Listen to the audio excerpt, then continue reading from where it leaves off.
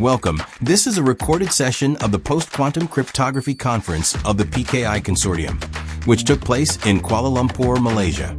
This conference is made possible through the support of the PKI Consortium Post-Quantum Cryptography Working Group and our sponsors SSL.com, Entrust, Keyfactor, HID, and Crypto4A. And with exceptional organizational support from SSL.com, Keyfactor, Logius, POS Digicert, Baker Tilly, MSC Trustgate, and Digitoris.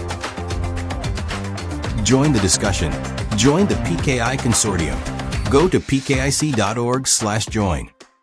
We will be kicking off today. We've got a number of very exciting speakers coming up for this next session, hour and a half, which will take us up to the break that we have at 3:30. And so the first one up, we have Octavian Maciu, who's a hardware product manager at PQShield. So a warm welcome to the stage. Thank you very much.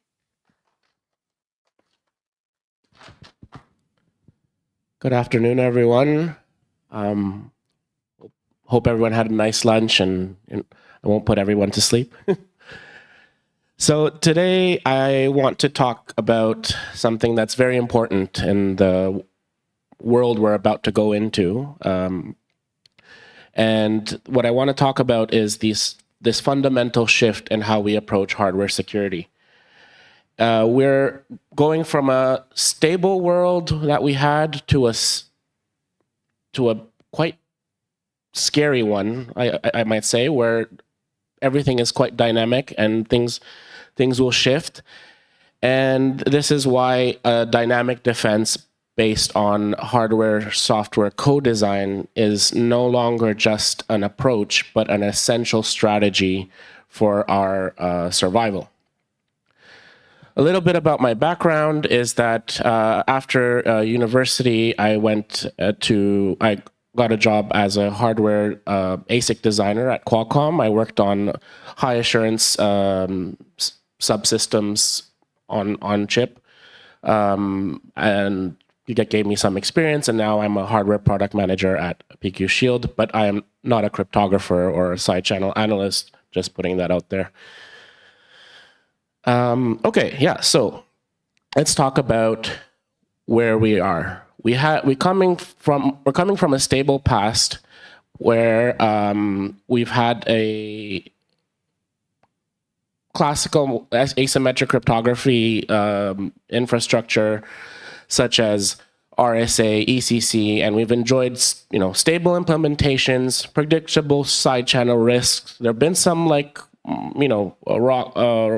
here and there, but we've kind of managed to get through them in a very much like set it and forget it type of thing. But the quantum threat shatters this stability, right? These algorithms that were our foundation are now, the mathematics behind them are no longer secure. So we cannot rely on static, immutable defenses anymore. And I'm going to make the argument that the ability to securely evolve both the hardware and software is critical to protecting your investment. So let's talk about some of the dangers of static defenses. We have Checkmate. I don't know if anybody remembers it, but Checkmate was an exploit in an unpatchable boot ROM in hundreds of millions of iPhones. This led to a jailbreak situation. Most people used it to install fun apps and whatever, but it's still a major security exploit. That was unpatchable. It was in boot ROM, so while it was software, it was in there since the foundry. Let's look at uleak. Uleak was a static library vulnerability in a non-updatable cryptographic library, which led to leakage of ECDSA keys. Again, couldn't update it. And then another one, hardware logic. Calyptra side channel leak from a MLDSA hardware accelerator. Again, hardware couldn't change it. So the true enemy isn't just hardware, it's immutability. We need to make sure that we can evolve. Let's look at another case study, the ROCA vulnerability. It affected millions of TPM chips, authentication tokens, smart credit, and smart cards worldwide. Basically, this exploit led to weak RSA keys. Of course, TPMs with updatable firmware were able to be patched in the field. It was an inconvenience, it was a bit of a crisis, but we got there. However, devices that lacked this mechanism, they required a costly 18-month-long physical replacement program. And not to mention all the headaches that causes logistics-wise for the company. So the true costs of immutability, they're not just financial. They're logistical. It's a logistical burden and an erosion of trust in the company. So yeah, this is why I think we need to accelerate the security responsiveness by, if we have a hardware-only approach, then a flaw that you find late in the design means that you have to push the tape out of your chip. You have to deal with it in many ways that are costly, as opposed to if you have a co-design, then you have that confidence that 99% of the time, if you did your design right, you can mitigate it by developing and testing a firmware countermeasure. Could be done in weeks, leading to a much more robust product at launch. So what are the advantages of dynamic defense? Patch vulnerabilities. So instantly fix ROCA or uleak.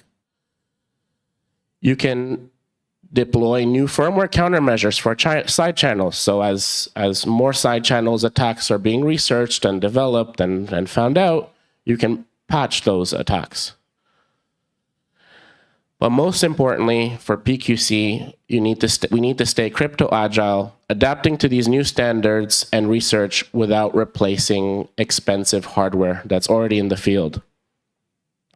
So let's take a look at PQC today. We have, as of last year, we have the MLChem, MLDSA, SLHDSA standards. So it's a great milestone for us. And we have also the mandates coming from governments pushing people to adopt these new algorithms. Hardware implementations are rolling out now. And this is why we're in this uncertain field, because the implementations are just appearing now. Then we have future standards, HQC, Falcon, and others are coming as well. So it's not like before where we just have RSA and ECC. It's not a one-size-fits-all scenario. So our resilience is important, and it's just as important as prevention in the hardware security world. But what is PQC also? It's a new attack surface, right? Because standards are not implementations. Standards are a blueprint of of the algorithms, but the implementations can be vastly different from application to application. So our high assurance topic is back to day one. We're now in an unknown field. And it's very likely, and I've heard this a lot, it's very likely that first generation PQC implementations will be found vulnerable. It's quite scary. So the only defense against this is agility. We need to be able to know that we need to already know that our implementations are going to be broken, and we need to be able to move fast and fix them. So what's the best way to approach this? Well, the best way to approach this is a best of both worlds scenario, where what's the role of the hardware? The role of the hardware is to be the immutable root of trust. It needs to be the part that protects the secure firmware update mechanism. We needs to guarantee the hardware acceleration and all that. But the firmware is the one that is like the shield. It protects the intelligent adaptive defense layer and evolves and protects the hardware from threats that it was never designed to face.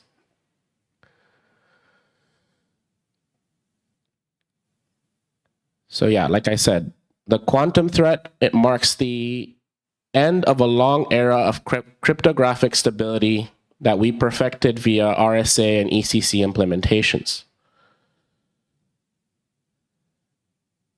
But a new unexplored world through algorithms like MLChem and MLDSA implementations will lead to many more exploits that we need to be prepared to tackle. Like I said, this is a largely unknown territory, and we will find new things every day, every year, every minute.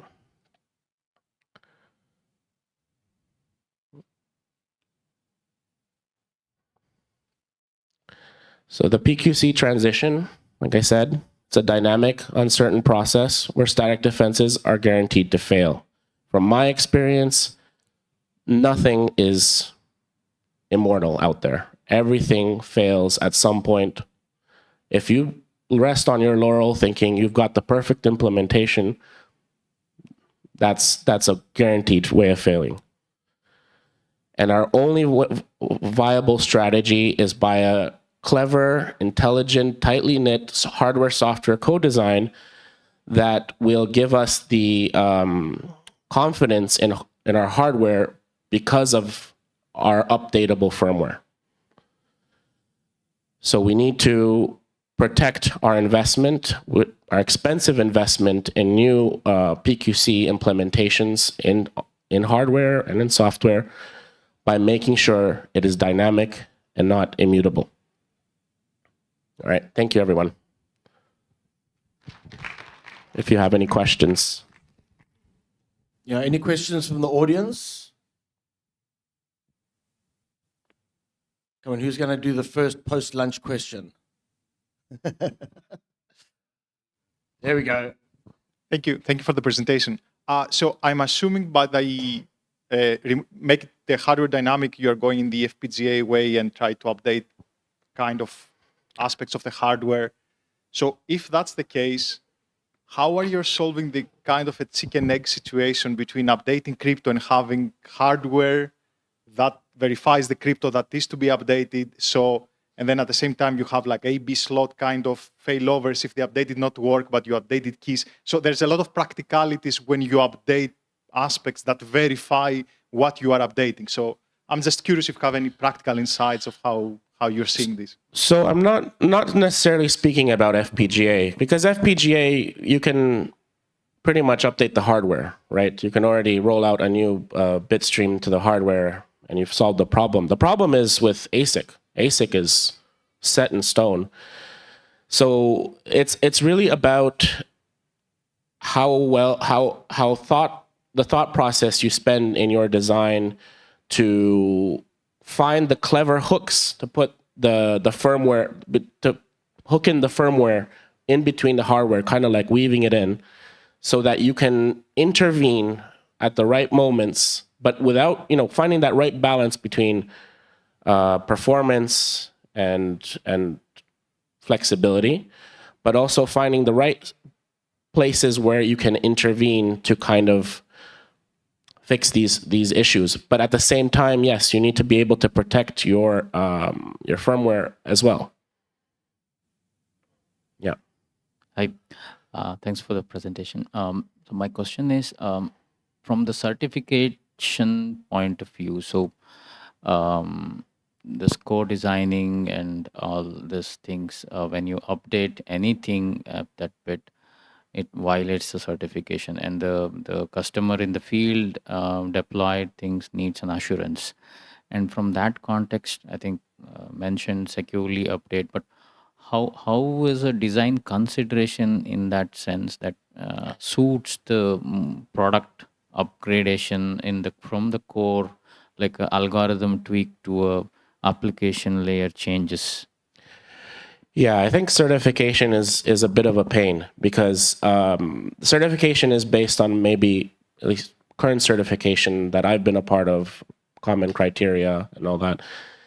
It's based on, the old world where things were stable and safe, predictable. We're entering a whole new realm of things that I think we need to, even that needs to evolve and take into the account this. Yep.